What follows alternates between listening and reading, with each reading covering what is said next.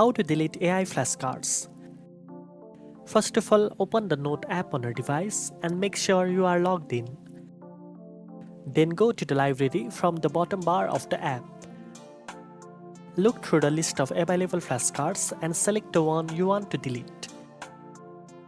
Next to the flashcard, tap on the three dots to open more options. From the available options, choose the trash icon to delete the flashcard. Confirm the action if prompted and the flashcard will be deleted from your library.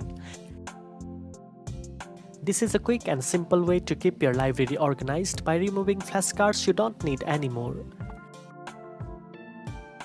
Now you know how to delete AI flashcards easily whenever you no longer need them. If you found this video helpful, don't forget to like, share and subscribe for more AI tips. Thanks for watching and I'll see you in the next one.